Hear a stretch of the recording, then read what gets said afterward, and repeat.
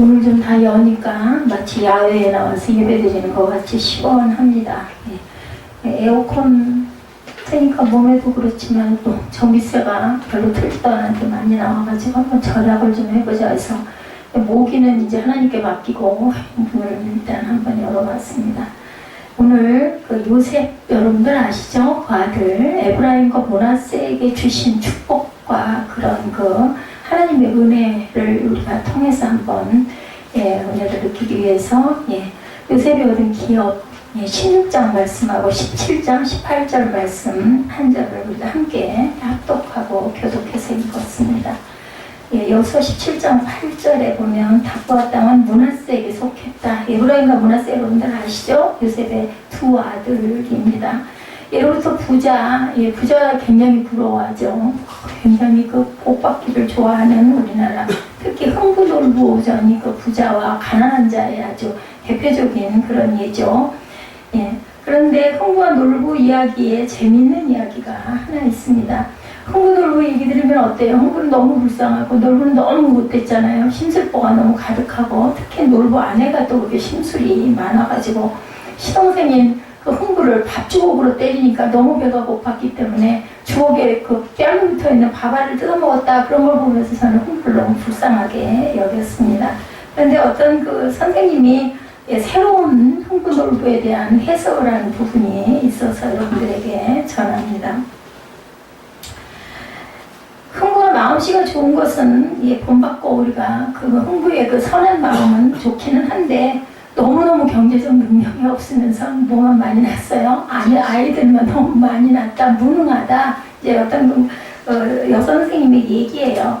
그렇기 때문에 경제적 능력도 없으면서 자식만 주렁주렁 낳는 건 사실은 그렇게 무책임하게 짝이 없는 일이다, 이렇게 해석을 했다고 합니다. 반면에 놀부는 나쁜 성격은 당연히 못됐고 지탄받아야 마땅하긴 하지만 능력도 없고 너무 게으른 동생을 언제까지나 뒷바라지를 해주고 언제까지나 도와줄 것이냐, 그런 의미로 볼 때는 놀배의 아내가 그 게으른 능력 없는 서방인 뺨한데 주걱으로 때린 게 뭐 그렇게 대단하냐, 이런 얘기를 했다고 합니다. 몽둥이로 두들겨 패는 것보다는 훨씬 더 착하다. 흥부전에 대한 그 선생님의 현대적이고도 실용적인 해석이 어떤 면으로는 충격적이기도 하지만 요즘 세대에는 어떻게 보면 그죠, 우리가 조금 옛날과는 조금 시각을 다르게 볼 수도 있다는 거죠.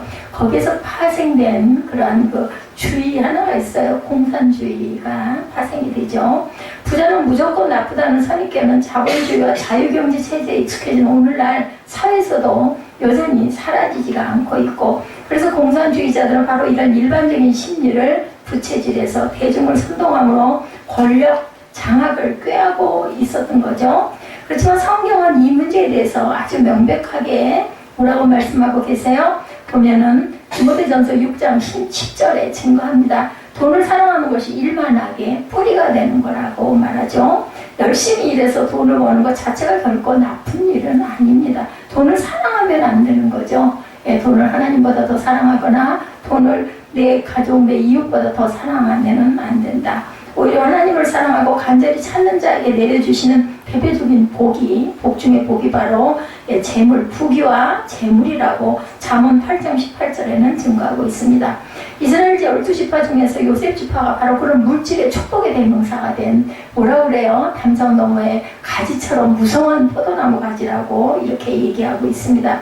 본문 16장 1절에 요셉 자손이 제비 뽑은 것은 이라고 시작이 되죠. 그리고 4절에 요셉의 자손 므낫세와 에브라임이 그 기업을 얻었더라, 이렇게 말씀하고 있습니다. 이것은 이스라엘 백성들이 가나안을 정복한 후에 각 지파별로 땅 분배를 받는 과정에서 요셉 자손 므낫세와 에브라임 지파가 얻게 된 기업에 대한 내용을 말씀하고 있는데, 원래는 요셉 지파 하나였던 것이 므낫세 지파와 에브라임 지파로 나뉘었어요. 왜냐하면 요셉의 아들들도 똑같은 요셉 지파잖아요. 그런데 이 사람들에게는 복이 임한 거죠. 에브라임과 므낫세 두 지파가 됐다라는 이야기입니다. 루벤과 시몬처럼 내 것이 될 것이고, 이 요셉의 두 아들이 각각 정식으로 한 지파가 될 것이라고 축복한 것이 그대로 이루어진 것이라는 것을 증거하고 있습니다.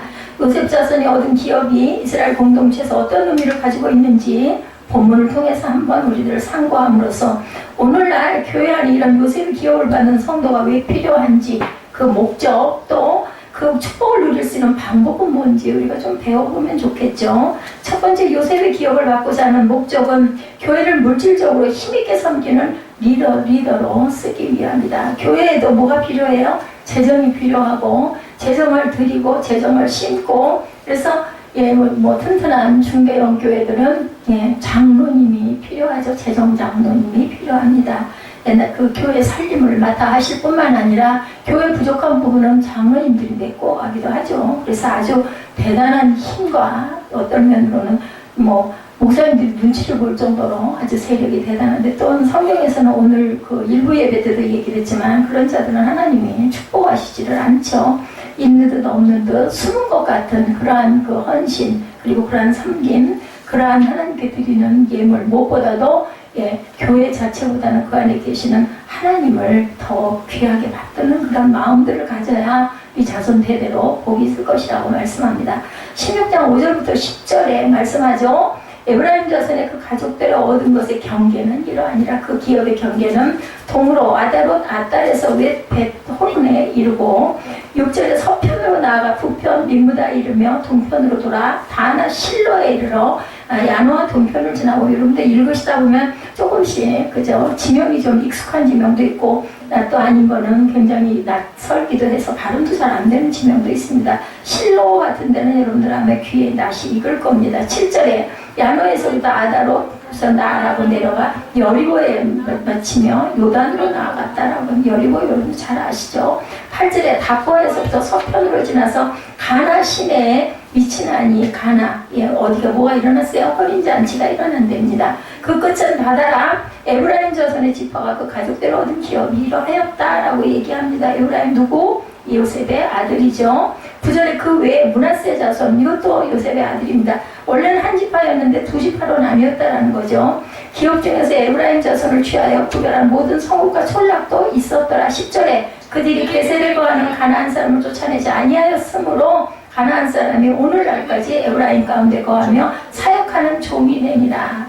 쫓아내야 될 사람들 쫓아내지 않았기 때문에 오늘날까지도 가나안에 있던 사람들이 그대로 있음으로 인해서 여러 가지 고충을 우리가 그 사사기를 통해서도 알고 있습니다. 요셉의 자손 중에서도 므낫세 지파보다 에브라임 지파가 먼저 기업을 받고 있는데 이것은 창세기 48장 20절에서 야곱이 요셉의 아들들을 축복하면서 에브라임을 므낫세보다 앞세웠다. 에브라임이 므낫세보다 동생이에요. 그런데 자기도 동생이면서 장자의 축복을 받은 것처럼 손으로 엇갈려가지고 요셉이 아버님 그거 잘못됐습니다 하고 바로 놔주니까 내가 안다 그리고 거꾸로 축복한 내용이 나와 있습니다. 그래서 에브라임 지파는 땅 분배도 므낫세 지파보다 먼저 받습니다. 그 위치도 더 좋은 곳으로 받게 되죠. 장자가 받을 축복을 찾아가 먼저 받는 그러한 그 기록이 나옵니다. 본문에 기록되어 있는 지역은 가나안 땅의 중앙부에 해당이 됩니다. 중심 지역. 동쪽으로는 요단강까지 서쪽으로는 지중해에 위치는 넓은 땅을 가나안 그 정복한 땅 중에서도 특히 누가 요셉의 자손들이 이렇게 크게 받는 축복 왜 그랬을까요? 여러분들 요셉에게 주신 하나님의 특별한 은총이 자손 대대 손손에 미치는 그런 증거를 하고 있습니다. 또한 남쪽과 북쪽으로 여러 다른 지파들과 연접해 있어서 교통의 요지에도 해당이 됩니다.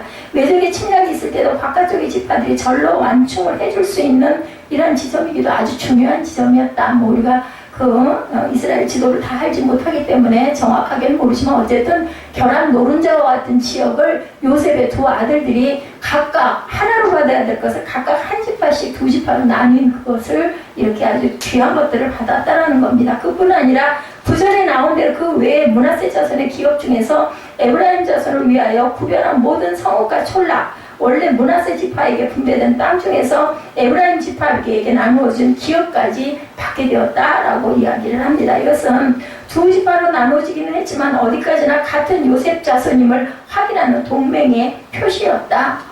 같은 집안이에요. 그죠? 같은 집인데 큰 집과 작은 집인데 지파가 두 지파로 나뉘어서 각각 축복을 받은 것을 나타내주게 있습니다. 이런 이유로 에브라임 지파는 요셉 자손들 중에서 므낫세 지파보다 더 강력한 지파로 자라났고 나중에는 북쪽 지파들 중에서 단연 리더가 됩니다. 예, 이것이 우연히 일어나는 일이 아니라는 얘기죠.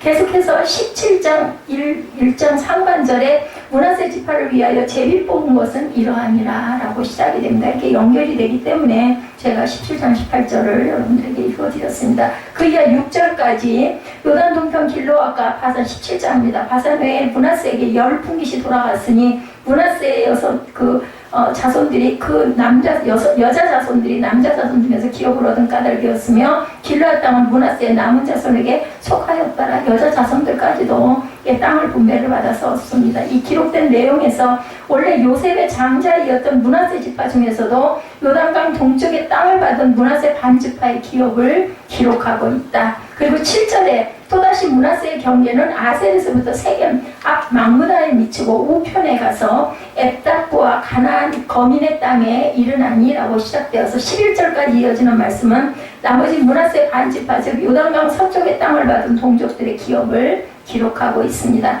전체적으로 보면 이 므낫세 지파는 에브라임 지파의 북쪽과 북동쪽 방향으로 요단강의 동서 양쪽에 걸친 방대한 지역을 분배받았고 땅 넓이만으로 본다면 에브라임 지파보다 2배 이상으로 므낫세 지파가 더 큰 땅을 받았다. 그래서 이 므낫세 지파에서는 여자들에게도 땅을 나눠줄 수 있는 여유가 있었다라고 증거합니다. 17장 3절부터 5절 말씀에 헤벨의 아들 길르앗의 손자 마길의 증손 므낫세의 현손 슬로브앗의 딸들 5에게도 기업을 나눠주었다라는 기록이 증거하고 있습니다.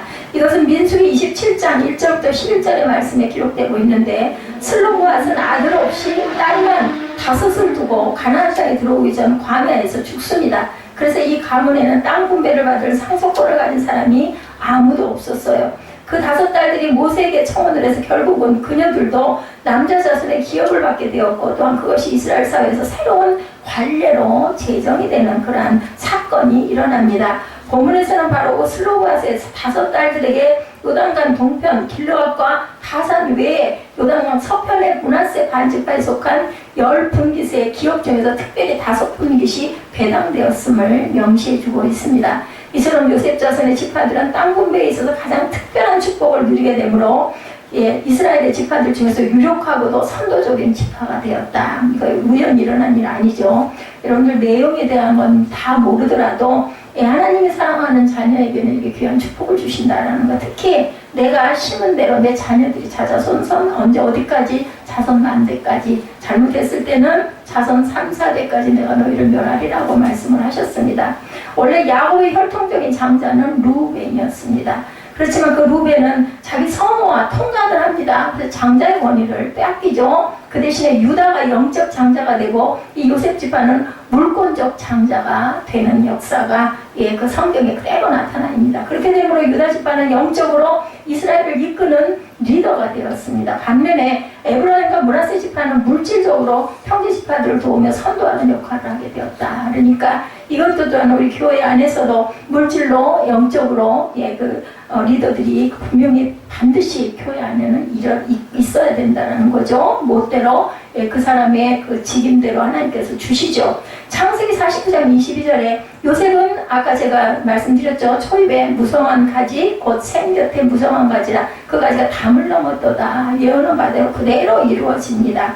이들은 자기네 집안 내 자체 조달에 부족함이 없는 무성한 가지였을 뿐만 아니라 그 가지가 담을 넘었다라고. 담을 넘으면 열매가 맺혀가지고 어디까지 가요? 외부에 있는 사람에게까지 영향이 가죠. 담을 넘어 있는 거기서 떨어지는 감은 주워서 먹어도 되지 않습니까? 이런 그 역사가 이루어집니다.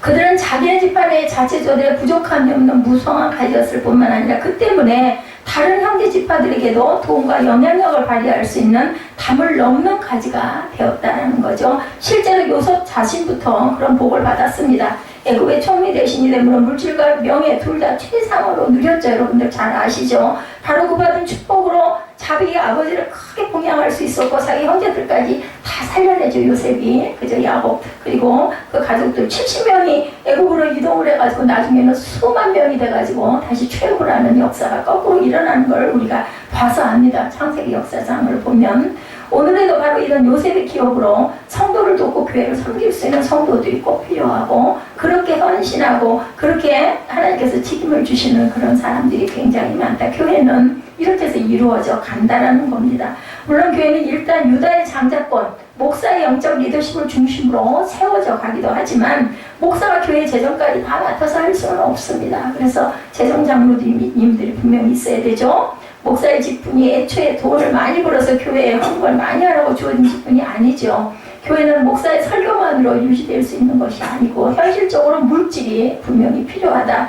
교회가 자체에 대해서 기본적으로 운영되기 위해서 경상비가 있어야 되고, 밖으로 나눠지는 구제와 전도와 선교 사업도 돈 없이는 결코 할 수가 없습니다. 성도들이 그러한 그 전도, 구조, 구제, 선교 이런 쪽의 헌금들을 물론 뭐 작정 헌금도 하고 그렇게 해서 걷기도 하고 하지만 그걸로는 해결이 다 안 되기 때문에 이러한 그 기둥들이 분명히 있습니다. 그 교회를 바쳤던 야긴과 보아스 얘기가 있습니다. 교회는 이렇게 기둥이 받쳐줘야, 그죠? 목회자가 온전하게 말씀으로. 그래서 어때요? 보면은 우리 처음에 기업을 주실 때도 레위 지파에게는 땅을 분배받지 않죠. 누가 주십니까? 하나님이 먹이신다라고 얘기합니다. 제사를 드리며 그 제사의 예물에서 각 지파들이 또한 걷어가지고 제사장들을 먹게 하죠. 이것은 목사가 아니라 평신도 중에도 특별히 교회 직분자가 된 자들에게 주어진 책임이기도 하다.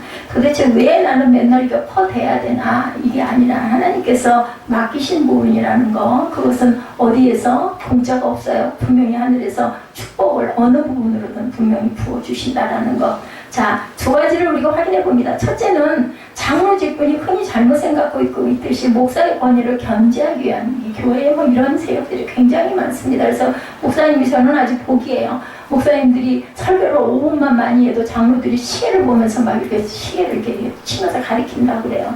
날씨가 너무 길다 뭐 이런 얘기를 한다는 거죠. 교회는 어디까지나 성경 중심으로 나가야 하고, 그런 까닭에 말씀을 맡은 장로인 목사의 리더십이 중심이 되어야 되며, 장로는 바로 그런 목사의 영적 권위를 존중하고 보좌해주는 아론과 훌과 같은 존재가 돼야 된다. 뭐 우리 교회는 특별히 큰 필요는 없습니다만 우리는 알고 가야 될 부분이기 때문에 여러분에게 말씀드립니다. 그리고 둘째는 그처럼 목사의 사역을 돕기 위해서 무엇보다도 헌금 생활에 최선을 다해야 한다는, 교회가 유지되려면 헌금이 없이는 교회가 돌아가지 않습니다.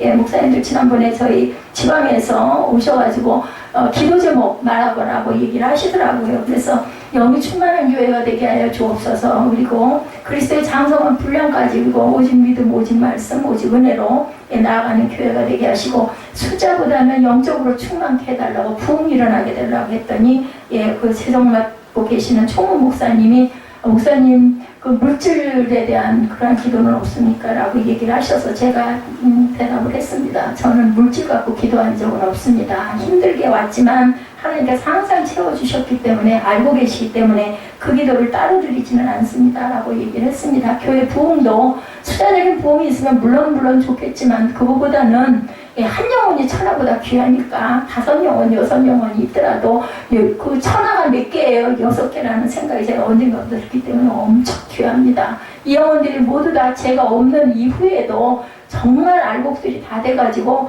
그때쯤이면 뭐 10년 후든 5년 후든 알 수는 없지만 그 이후에라도 그 자손으로 통해서 분명히 하나님의 나라를 확장하는 역사가 있기를 바랍니다. 라고 저는 그렇게 아주 담대하게 얘기했습니다. 교회 빚이 없는 교회는 부자교회라고 합니다.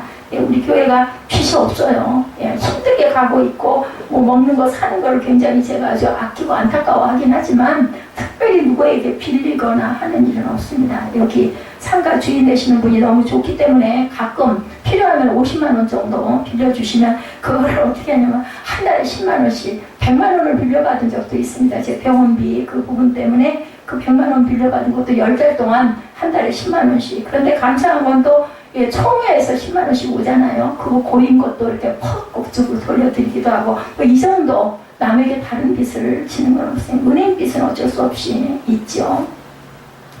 장로가 헌금의 정성과 능력이 없으면 무엇으로 교회에 힘이 되고 어떻게 교회가 살림이 유지되겠느냐는 거죠.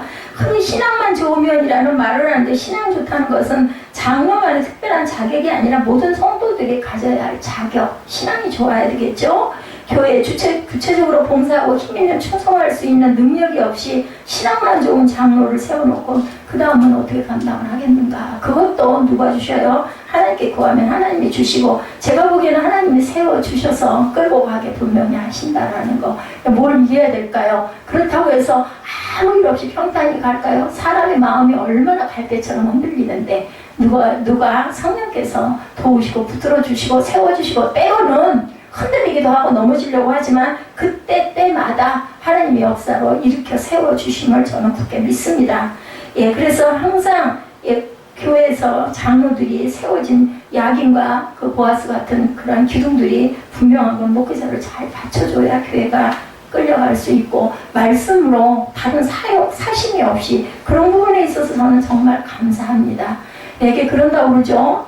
그 성도들의 귀에 좋은 소리만 하는 설교들을 요즘에 너무 많이 하고, 악이 굉장히 약이 되는 얘기를 했다가는 시험이 들기 때문에 그 목사님들이 설교를 골라서 한다는 얘기가 있는데 저는 그렇지 않습니다. 전할 건 꼭 전합니다. 자, 특히나 제가 부족하기 때문에 제가 먼저 알아야 돼서도 그런 부분을 일부러 골라서, 여호수아도 그래서 제가 새벽 예배에 갔던 부분입니다. 그렇다고 해서 새벽 예배에 있는 거를 발췌해서 절대로 그렇게 하지 않습니다. 왜냐면 더 많이 알아야 되니까. 근데 알아갈수록 은혜가 굉장히 깊고, 구약을 모르면 여러분들 신약의 은혜를 못 받아요. 왜냐면 뿌리가 신약인데 거기에 왜 그런 일이 있었던가 하는 역사가 증명을 하는 구약이 분명히 바치고 있기 때문에, 잠언 3장 9절에 내 재물과 내 소산물의 처음 지은 열매로 야훼를 공경하라 이렇게 나와 있습니다. 아까 제가 9시 예배에 우리 예지를 칭찬을 했어요. 이 다음에 내가 없어도 예지는 분명히 11조 생활, 그리고 하나님께 드리는 주일원금 생활을 잘할 거라고 제가 칭찬을 했습니다. 물질의 축복을 받아서 그것으로 하나님을 섬기는 일에 크게 힘있게 쓰여야겠다는 그 목적이 바로 세운 모침으로 인하여 어떻게 됐어요? 요셉, 무성하여 담을 없는 가지가 되는 요셉의 기업의 상속권을 약속받는 저와 여러분들 되시기를 주님의 이름으로 축복합니다. 두 번째, 요셉의 기업을 누릴 수 있는 방법은 지금 받은 것에서부터 계속 개척하고 정복해 나가는 거. 하나님께서는 분명히 가나안 땅을 분배해 주셨는데 그 땅에는 그 사람들이 그냥 살고 있었어요. 저도 성경을 모르는 옛날에는 기업으로 다 나눠주셨으니 얼마나 좋아. 거기 가가지고 그 땅 차지하고 잘 살면 되겠네. 이런 생각을 했던 어린 시절이 있었는데, 보니 그게 아니잖아요. 입술로만 다 그거 네 거야. 그건 네 거야 하고 주셨어요. 근데 어떻게 했어요? 들어가가지고 거기를 그 민족들을 몰아내고 죽이고, 그리고 거기를 다시 살려나가는 일을 다 그 이스라엘 민족들이 들어간 자리에서 기억에서 했다. 근데 그걸 미처 다 쫓아내지 못한 사람들은 끝까지 그들이 올무가 되고 뭐가 됐다 그랬어요? 감송이 가시가 되어서 네 옆구리를 찌를 것이라고 그랬습니다. 거기에 있는 그 민족들을 다 죽이라고 얘기를 했고, 절대로 결혼하지 말라고 얘기했고, 그리고 거기에 있는 문화를 받아들이지 말라고 그랬어요. 왜냐하면 그것으로 인하여 가지고 이방 신들이 들어와 가지고 그 신을 숭배함으로 결국은 악에 물들기 때문에, 17장 오늘 보면 12~13절에 그러나 므낫세 자손이 그 성읍들의 거민을 쫓아내지 못함에 가나안 사람이 결심하고 그 땅에 거하였더니 이스라엘 자손이 강성한 후에야 가나안 사람에게 사역을 시켰고 다 쫓아내지 아니하였더라. 강성해진 다음에 사역을 시켰다. 그러니 다툼이 얼마나 많았겠습니까? 그처럼 땅 분배에 있어서 특권적인 축복을 받았던 요셉 자손들이었음에도 불구하고 이들은 엄청난 잘못을 저지르고 그걸로 인한 고통과 괴로움을 많이 당했다. 이 땅에 사는 저와 여러분들이 이렇게 공고한 고통을 받는 거 사단의 괴계입니다. 제가 아까 중보기도할 때, 우리 유효진 집사 기도할 때 사탄을 묶는 기도를 열심히 했습니다.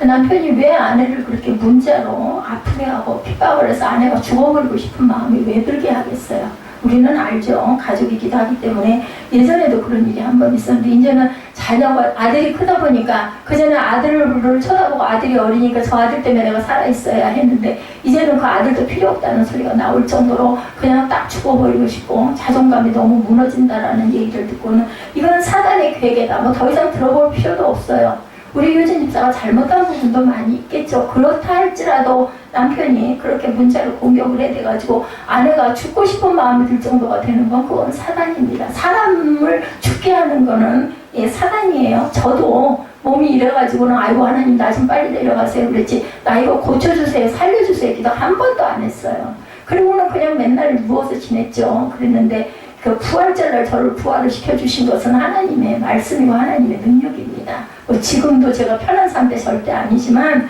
그래도 많이 변했죠. 그리고 나도 모르는 힘이 용솟음 치는 거는 먹은 간증입니다. 분명히 아무것도 변한 게 없고 낫지도 않았지만 왠지 모를 힘이 솟아가지고 벌떡 일어나게 되는 그런 역사, 이게 바로 성령의 능력을 하나님이 주시고 하나님을 아시는 거죠. 아직은 제가 아마 할 일이 좀 더 남아있는 것 같습니다. 예, 항상 얘기하지만 우리가 죽고 사는 것 생사 여탈은 절대로 우리의 소유의 속안에 있지 않습니다. 아이고 저 양반 차라리 돌아가는 게 편하지, 모든 사람을 위해서 다 편하고 본인도 그게 더 차라리 얼마나 그게 오히려 은혜야 하는데 그거 본인이 어쩔 수 있는 부분은 분명히 아니라는 거기 때문에 우리는 열심히 하나님의 뜻대로 하옵소서 하고 기도할 수밖에 없습니다. 바로 자기네에게 혈당된 지역에 아직도 남아있던 가나안 민족의 잔존 세력을 완전히 제거하지 못했어요. 이 사람들도 그죠? 예, 그렇기 때문에 나중에 16절에 나오는데도 그들이 철병거를 가졌다고 두려워했기 때문이라고 나타나 있습니다. 우리 눈으로 보는 거, 제가 늘 얘기하지만 눈은 꼭 필요합니다. 눈이 없으면 어떻게 다니겠어요. 근데 그 눈이 사탄의 도구에 노릇합니다. 어이구 나는 감당이 안 돼. 어이구 나는 절대로 이길 수가 없어. 어디 가나안 정탐했던 12 정탐꾼들이 그랬죠. 10명은 다 죽고 두 사람 긍정적으로 얘기했던 여호수아와 칼렙만 살아서 가나안에 들어가게 되는 거. 여러분들 생활 가운데 삶 가운데 긍정적으로 입술로 먼저 고백하시기 바랍니다. 그래야 내가 살아나는 역사가 있어요. 저는 그걸 못했습니다. 여러분들 나 살아야 될 거니 나 살려주세요 소리 못했어요. 근데 하나님이 손 붙잡아서 일으켜 주신 것은 우리 그 선조들의 기도가 분명히 있었고, 제가 아무것도 모르는 9시 예배도 말씀드렸지만 철없을 때부터 교회를 좋아하고 나도 모르게 그냥 이유는 몰라요. 어리니까 뭘 알겠어요. 성전 좋아해서 새벽이면 가가지고 그 마룻바닥에 무릎 꿇고 있었던 모습을 하나님께서 보셨다. 그거 하나밖에는 잘한 게 없습니다. 나머지는 너무 못했어요. 정말 여러분이 너무 미안할 정도로 못했지만 하나님이 그것을 그 모습을 보시고 그 아기가 무슨 내가 잘 되기 위해서 복 받기 위해서 그래서 가서 무릎 꿇었겠습니까? 마음 안에 나도 모르는 본인도 의식하지 못하는 성령이 계셨는데 그 성령이 계시게 된 이유는 우리 외할머니 외할아버지의 기도이지 않았을까? 교회를 섬기는 섬김. 그 예전에 100여 년 가까운 시절에 장로님이고 권사님이셨으니까 얼마나 교회를 열심히 다니셨을까? 저는 그런 마음이 듭니다. 그래서 항상 가정에서 아니면 가문에서 그죠? 기도하는 사람들이 있다는 건 여러분들이 큰 복입니다. 지금 당장은 오히려 그것으로 인해서 내가 불편하고 해를 끼치는 것 같지만 분명한 것은 하나님은 살아계시는 하나님이라는 것을 므낫세, 요셉의 지파 므낫세와 에브라임을 통해서 제가 여러분에게 증거합니다. 므낫세 지파 쪽에서 이렇게 정복 의욕이 사라져 버리니까 반대로 그 지역의 가나안 사람들은 결실하고 그 땅에 거하게 되었다. 그죠? 거기를 정복한 사람들이 열심히 개척해 나가야 되는데 그것이 의욕이 사라지니까 그 땅에 있던 사람들은 강성해질 수밖에 없었다는 겁니다. 이처럼 의지에서부터 벌써 밀리게 되니까 저쪽에서는 단단히 모은 마음을 먹고 거꾸로 더욱더 강하게 나온다는 거죠. 그 결과 이 지역은 나중에 이스라엘이 강성한 후에야 다윗과 솔로몬 때에 가서야 비로소 완전히 이스라엘 영토가 될 수 있었다고 역사는 증거하고 있습니다. 이처럼 요셉 자손들의 영적 긴장이 풀리고 전투의식이 해이해진 것은 이어지는 말씀에서 구체적으로 알려지죠. 14절부터 18절까지 기록하기를 요셉 자손이 여호수아에게 말하여 가로되 여호와께서 지금까지 내게 복을 주심으로 내가 큰 민족이 되었거늘 당신이 나의 기업을 위하여 한 제비 한 분깃만으로 내게 주시면 어찌입니까? 15절입니다. 여호수아가 그들에게 이르되 내가 큰 민족이 되므로 에브라임 산지가 내겐 너무 좁을진데 브리스 사람과 르바임 사람의 땅 삼림에 올라가서 스스로 개척하라. 여기도 말씀하죠. 스스로 개척하라고 얘기를 합니다. 16절에 요셉 자손이 가로되 그 산지는 우리에게 녹록지도 못하고 골짜기 땅을 거하는 가나안 사람에게는 벳스안과 그 향리에 거하는 자든지 이스라엘 골짜기에 거하는 자든지 다 철병거가 있나이다. 이게 두렵다는 거죠. 17절에 여호수아가 다시 요셉의 족속 곧 에브라임과 므낫세에게 일러 가로되 너는 큰 민족이요 큰 권능이 있은즉 한 분깃만 가질 것이 아니라 그 산지도 내 것이 되리니 비록 산림이라도 내가 개척하라. 그 끝까지 내 것이 되리라. 가나안 사람이 비록 철병거를 가지고 강할지라도 내가 능히 그를 쫓아내리라. 이렇게 얘기하죠. 이것이 바로 예언입니다. 예언. 여호수아가 하나님께서 받은, 하나님이 요셉에게 주신 말씀을 그대로 한 거예요. 그렇게 네가 해라. 요셉 자손은 여기서 스스로 큰 민족이 되었다고 말하고 있듯이 이 두 지파를 합치면 수적으로 가장 큰 지파였다고 아까 제가 읽으면서 말씀드렸죠. 그 많은 식소들을 먹여 살리자면 자연히 큰 땅이 필요했다라는 겁니다. 예, 그렇지만 아까 보았듯이 요셉 자손들은 제비는 한 분깃을 뽑았지만 지역적으로 넓은 땅을 이렇게 분배받았다. 또한 다른 지파와 인구대 땅 넓이의 비율로 비교해 볼 때도 가장 넉넉하고 그리고 가장 노른자인 핵심적인 땅을 받았다라는 거죠. 그럼에도 불구하고 이들은 한 제비 한 분깃만으로 받은 것이 불공평하다고 여호수아에게 불만을 제기합니다. 그런 부당한 요구에 여호수아는 단호하게 잘라서 말하죠. 더 필요한 기업이 있다면 그것을 충족시키는 것은 이제부터는 어디까지나 너희 자손들의 의무다라고 일깨워주죠. 아까 호떡장수 그분 제가 그 방송을 여러분에게 보여드렸습니다. 12억을 날리고 그죠? 이제 그나마 퇴직금이 있었기 때문에 그 빚을 다 갚고 완전 거지가 돼가지고 서울에 올라와가지고 아무나 할 수 있는 것은 아니에요. 그분이 그 호떡을 구워 팔면서 뭐 그렇게 나왔지만 말할 수 없는 눈물과 말할 수 없는 땀이 있지 않았겠나. 지금 근데 얼굴 보세요. 그 전에 있었던 사진의 모습보다 훨씬 밝고 아주 은혜가 넘치지 않습니까? 예수를 믿으시는지는 모르겠지만 저는 수영장을 다니면서 대개는 보면 예수 믿는 사람과 안 믿는 사람이 딱 구별이 되더라고요. 처음에는 이제 낯이 설어서 뭐 자세히 보지는 않지만 계속 반복해서 한 2달 정도 그 수영장을 다니면서 보다 보니까 예수 믿는 분들은 그래도 감사하게 권사님 정도 되시는 분들은 보면 뭔가 모습이 보여요. 이런 것처럼 얼굴에서 벌써 보입니다. 근데 참 감사한 건 저보고 얼굴에서 광채가 난다는 분들이 계셔서 너무 감사해요. 그죠? 너희들에게 배당된 땅이 너무 좁다면 스스로 개척하라고 얘기하죠. 브리스 사람과 루바인 사람의 땅 산림이란 에브라임 산지 동서쪽에 접경에 있는 지역을 가리키고 개척하라는 말은 잘라내라. 그 안에 있는 나쁜 세력들 다 몰아내라는 뜻입니다. 농사짓기 어려운 산지에다 벌목하고 개간해서 쓸 수 있는 땅으로 만들어서 써라. 그 호떡장수 그분이 그렇게 만들어서 다시 시작을 한 거죠. 요셉 자손들은 그 지역에 사는 가나안 사람들에게는 철병거가 있나 해달라고 아까 얘기하죠. 불평하죠. 여호수아는 너희들은 이미 큰 민족이고 큰 힘이 있는 지파이니 비록 그들이 강할지라도 내가 능히 그를 쫓아낼 수 있을 것이다. 이걸 뭐 어떻게 받아야 될까요, 여러분들? 아이고 그런 게 어딨어요. 말도 안 돼. 이렇게 얘기를 하면 그렇게밖에 안 됩니다. 아멘 하고 먼저 받으시기 바랍니다.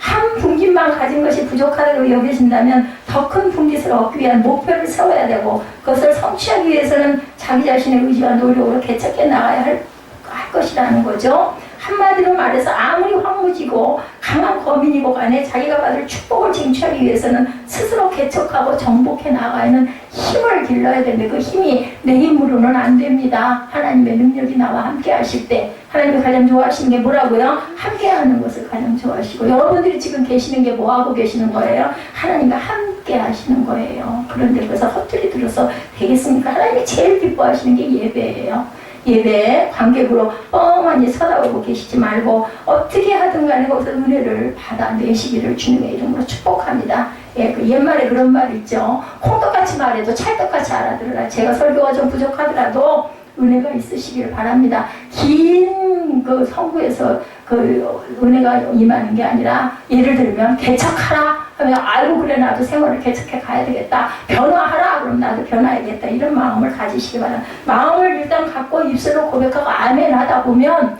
그것이 내 생활이 될 줄로 믿습니다. 대부분의 성도들은 내게 한 분깃만 주시면 어쩝니까? 라고 하나님 앞에서 불평합니다. 어떻게 그것 갖고 어떻게 살아요? 더 주셔야지. 이런 말 많이 하죠. 필요한 게 너무 많은데 늘 부족합니다 얘기합니다. 그렇지만 성도는 그런 식으로 하나님께서 하늘에서 뚝 떨어져 주시는 축복을 기다려서는 안 된다는 게 오늘 에브라임과 므낫세 지파 속에 여호수아가 얘기하는 부분 네가 개척해라 얘기입니다. 산이라도 깎아라. 그리고 산을 뭐로 만들어라. 평지를 만들고 밭을 만들고 그리고 논을 만들어라는 얘기입니다. 하루 곁에는 삼림인데도 여태껏 개척하려고 시도조차 않고 있는 것이 무엇인지를 네가 찾아봤느냐라는 말씀이라는 거죠. 알기는 아는데 힘들어서 불가능해서 도저히 이걸 할 수가 없습니다. 도전할 생각조차 해보지 않고 있던 그러한 산지를 향해서 전진하는 용기를 발휘하라고 여호수아가 지금 17장 말씀을 통해서 독려합니다. 청년들은 반드시 직업을 가져야 된다. 예, 이 부분 우리가 생각해 봐야 됩니다. 무슨 산디 직종 깊이 따위의 그 명상은 벗어버려야 된다. 외국인 노동자들 엄청 많이 들어와 있죠. 근데 우리나라에는 실업자들이 너무나 많다는 거. 왜냐하면 그죠, 고학력자들이 어떻게 그런 데를 가 그렇게 생각을 한다는 거죠. 우리나라의 실업률이 이렇게 높은데 노동인력을 오히려 외국에서 수입해오고 있는 실정이라는 거. 예, 어떤 목사님이 그런 얘기를 하시더라고요. 미국에서 신학 공부를 하는 동안에 최저 월급을 받는 일들은 거의 종류대로 다 해봤다. 안 해본 게 없다라는 고백을 하는 게 나와 있었습니다. 그런 일들을 불만스럽거나 부끄럽게 여겨본 적이 한 번도 없다. 아까 소득장수 그분하고 똑같죠. 그 작은 동네에서 특별한 재주도 없는 그 사람이 일자리를 얻을 수 있다는 것만도 너무나 고마웠다. 신학을 하면서 편하게 했겠습니까? 굉장히 스스로 벌어서 아마 공부를 했을 겁니다. 신문 배달, 세탁소 일, 청소부 일, 그리고 어떤 일이든지 열심히 했대요. 최선을 다해서 했고 또 누구보다도 빨리 했다고 합니다. 그러다 보니까 누구든지 다 썼겠죠, 그죠? 예, 아까 그 말씀드린 12억 원의 재산을 날리고 IMF 때 실직가게 됐던 그분 이름이 김민영 씨네요.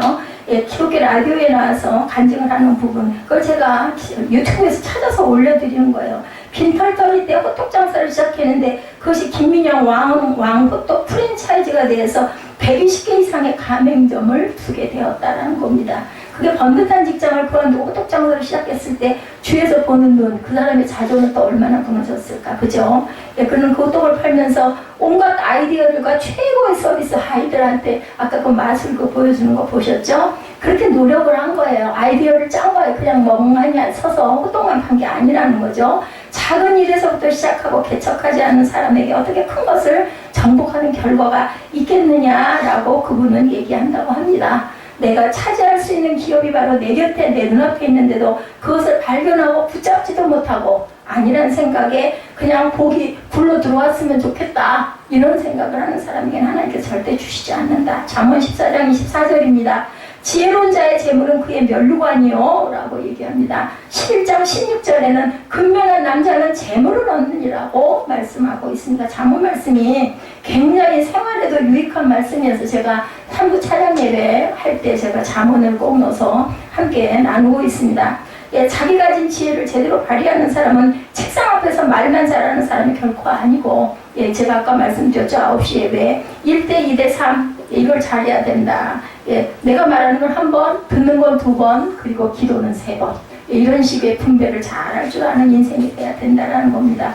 재물이라는 자랑스러운 결과를 구체적으로 성취하는 사람, 그런 축복은 머리만 굴리는 사람이 아니라 몸으로 뛰면서 노력하고 행하고 나가는 사람들이라는 것. 현재 있는 것에 안주하거나 지금까지 받은 것에 머물러 있지 말고 내가 개척해라. 오늘 말씀이 그거예요. 내가 개척해라. 노력하고 나아가라. 끝까지 내 것이 되리라. 그렇게 했을 때 내가 너를 도우리라고. 뛰는 건 내가 뜁니다. 근데 위에서 보살피는 분은 하나님이시죠. 우리나라의 그 유명한 금융기업가가 돈은 아름다운 꽃이다라는 제목의 책을 냈다고 합니다. 바르게 벌어서 바르게 쓸 때 돈은 아름다운 꽃이 돼서 활짝 피어난다는 뜻이죠.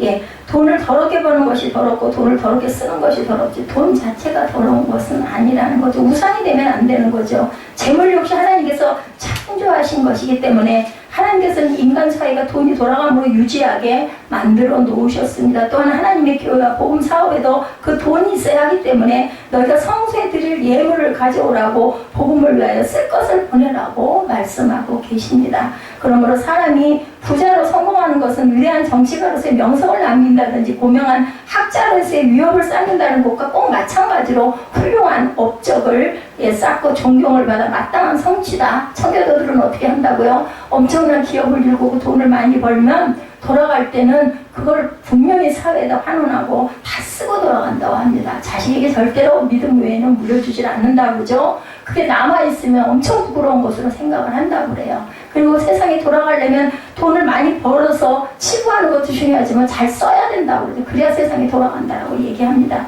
내가 부자가 되어서 부모님을 최고로 잘 봉양해드릴 이것이 불효한 생각이 아니죠. 내가 꼭 성공해서 눈물겹게 뒷바라지는 아내를 좀 편히 살기도 나쁜 거 아닙니다. 이렇게 해야 된다는 거죠. 그렇다면 내가 돈을 많이 벌어서 우리 교회에서 제일 헌금 많이 하는 성도가 되겠다. 이것도 절대로 나쁜 게 아니라는 거죠. 주의 나라와 의를 위하여 부자가 되겠다는 꿈을 가지는 것은 아주 바람직한 일이라는 거죠. 그걸 내 입만 이렇게 하고 그냥 내 자녀, 내 가족만 먹고 잘 쓰겠다는 생각이 아니죠. 잠언 22장 4절에 겸손과 야훼를 경외하며 보응은 재물과 영광과 생명이라고 말씀하죠. 의미 있는 말씀입니다. 겸손한 자세로 하나님을 경외하는 성도는 재물을 더럽게 여기고 회피하는 자가 아니라 재물을 보응으로 얻게 되는 자다라고 말씀을 합니다. 게으르지 아니하고 자신의 기업을 확장하며 용기를 내어서 물질 축복의 장막들을 계속 넓히는 자에게 재물을 얻을 능을 주시는 것이 바로 오늘도 하나님께서 요셉 자손을 축복하시는 방법이었다라는 것을 기억하고 가시기 바랍니다. 다른 거는 다 기억이 안 나더라도 요셉에게 주셨던 그 후손의 축복은 바로 이 기업의 축복은 하나님께서 주신 축복이다. 예, 우리 남은 이제 7월 벌써 8일이에요. 그죠? 7월달도 금방 갑니다. 앞으로의 평생을 통해서 베풀어 주신 달란트를 가지고 계속 개척하고 정복해 나감으로 물질적으로 넓고 오래 권세를 받아서 하나님의 나라를 위해서 크게 쓰고 힘있는 영광스럽게 쓰이는 요셉의 자손의 기업을 복을 누리시는 저와 여러분 되시기를 주님의 이름으로 축복합니다. 오늘 말씀이 조금 어려우신 분들이 있을 거예요. 그렇지만 기억하시는 것은 요셉이 하나님께 드렸던 그 귀한 믿음을 통해서 자녀들이 그런 축복을 받았는데 그 축복도 네가 개척해라 였다라는 것, 그리고 그것을 각자의 직임대로 직분대로 열심히 잘 사용해라. 세상을 통해서 또한 교회를 통해서 아니면 자녀들을 통해서 이웃을 통해서 하나님의 귀한 열매가 무성한 가지가 담을 넘는 역사가 일어나기를 주님의 이름으로 축복합니다. 우리 결단하시고 축도의 예배를 마치도록 합니다.